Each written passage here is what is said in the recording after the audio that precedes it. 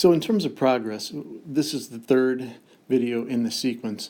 In the first video, we set up the model and explained how the axes inform the outcome.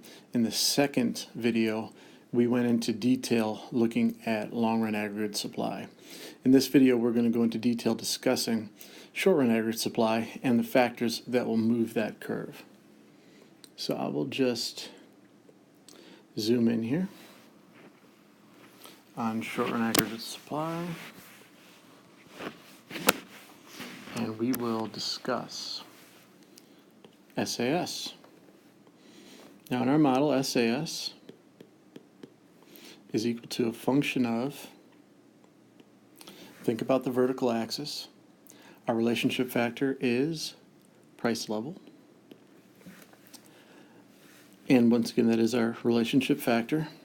So that is consumer price index will not shift SAS, but will move us along the short-run aggregate supply curve. Think about the shape of the short-run aggregate supply curve. Is this going to be a direct or an inverse relationship?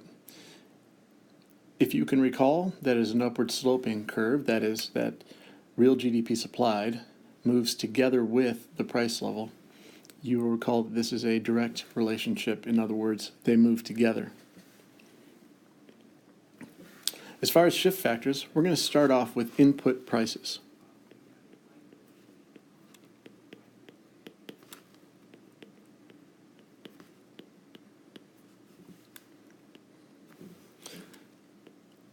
If you think from the perspective of a producer, it's straightforward to recognize that when input prices go up, in other words, the costs of producing what it is you're producing goes up, that's going to be a rather unfortunate thing. In other words, it's going to make you less likely to bring your products to market at any price level.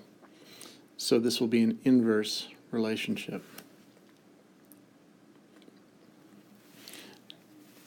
Now, you may recall that input prices were not in our function for long-run aggregate supply. The reason for that is, in our model, in the short run,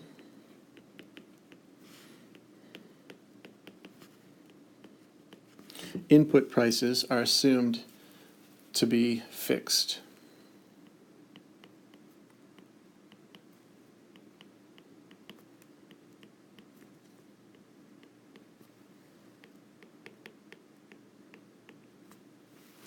In other words, they're held constant. Another way of saying that is a change in input prices will shift short-run aggregate supply. Now, why don't they shift long-run aggregate supply? The reason that input prices don't shift long-run aggregate supply is that in the long run, in fact, the long run is defined as the amount of time that allows for both input prices and output prices to fully adjust. So that is why we get the vertical shape of the long-run aggregate supply curve.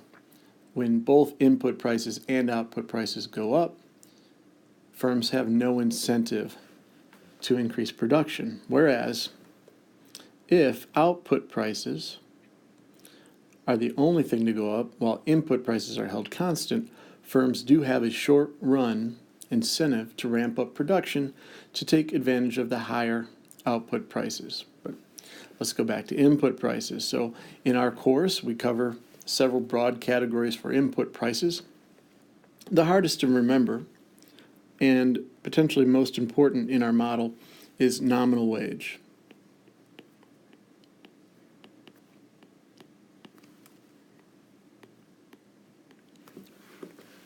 Now, the nominal wage is an important input price, but it is nominal. In other words, another way you might see this stated is this is our money wage, or the straightforward current and dollar valued wage, non-adjusted for inflation.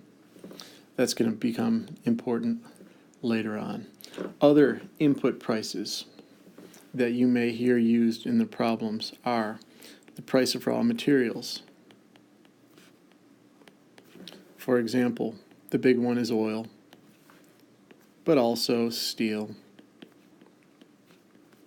and also timber, etc.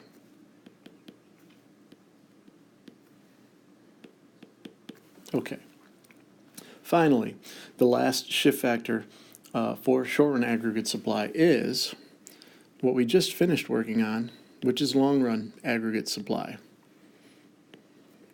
Now, as you might have guessed, if a long-run aggregate supply increases, that is, if an economy becomes more productive in a sustainable way, we would anticipate that SAS will shift together with LAS, so they move together. Long-run aggregate supply up, LAS, or rather SAS shifts to the right. Input prices up, SAS will shift to the left.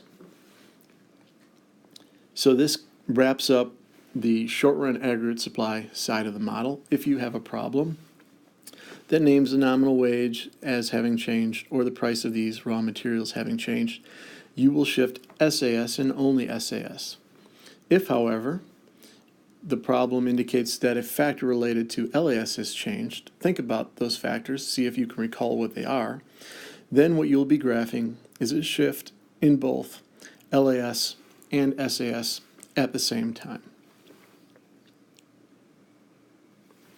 Our next video will feature a discussion of our final relationship in the model. We will go back and discuss factors that shift aggregate demand.